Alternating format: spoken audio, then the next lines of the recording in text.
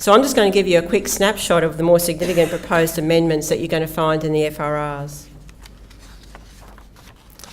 So with Part B, regarding services received below fair value, where an agency receives corporate services support from another agency at no cost, but the fair value of those services isn't actually recognised as revenue and expense, we proposed a requirement that the recipient agency disclose the existence of the arrangement and why the revenue and expense aren't recognised. And this is going to be particularly relevant for those agencies that are involved in corporate services partnership arrangements. For employee expenses, the figures in that note must correspond to the amounts in the Statement of Comprehensive Income that have been expensed. And this also applies to the figures in the Key Management Personnel Remuneration Note. So we've included some further clarification about this. The figures for the KMP note should correspond to the net expenses that have been recognised after any reimbursements or recoveries that have been credited to your employee expense general ledger accounts. We've also clarified that where an agency participates in a central leave scheme for annual leave or long service leave, the figures included should only relate to the levies expensed, which does approximate the value of the leave entitlement that the KMP have earned during the period. And the guidance for the disclosures about performance payments are also now directly included in the employee expenses material in FRR 5. Regarding the management certificate, FRR 10 now explicitly says to use the wording in the management certificate in the relevant model set of financial statements, and we're proposing an additional paragraph to that certificate, which I'll read out to you soon. With Part C, remember to use APG 1 for about the new and amended accounting standards that will impact in financial years beyond 13-14. In APG 8, we've enhanced the guidance for distinguishing between controlled and administered transactions and for agency and trust transactions.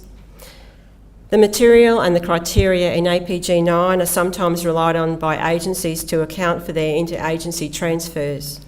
But it's important to note that even if the APG 9 criteria are met to allow a transfer to be accounted for against equity, to the extent that the transferor has insufficient equity, the transfer will impact the operating result of both agencies. So we've made that clearer now.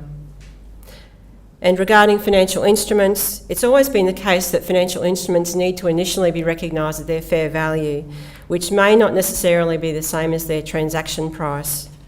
So to reinforce this, we've included some guidance in APG 12 about the factors they may indicate that the transaction price is unlikely to represent the fair value.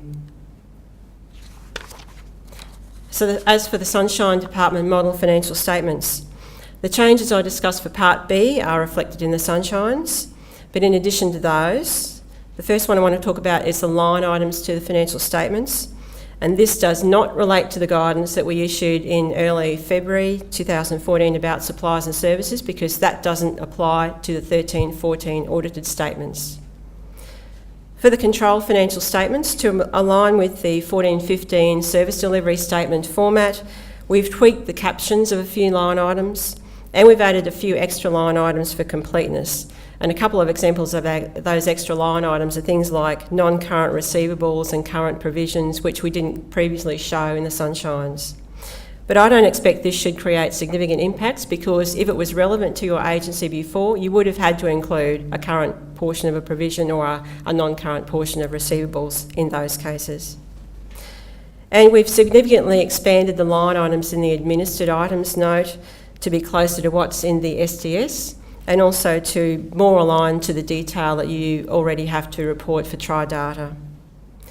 As for the AASB 13 disclosures, the Sunshine Department model statements provide a guide on what to include in your own notes, and I've listed on this slide the notes that are relevant in the Sunshines for AASB 13. A new accounting policy note that we've drafted is one on fair value measurement in Note 1. For most of the notes, and this is always the case, agencies are going to have to tailor them to their own circumstances, and in this case, tailor them to meet the requirements of AASB 13. As for the management certificate, I mentioned before that we've included an extra paragraph. And that paragraph states that the assertions are based on an appropriate system of internal controls and risk management processes being effective in all material respects with respect to financial reporting throughout the reporting period. And departmental CFOs have already been consulted about this.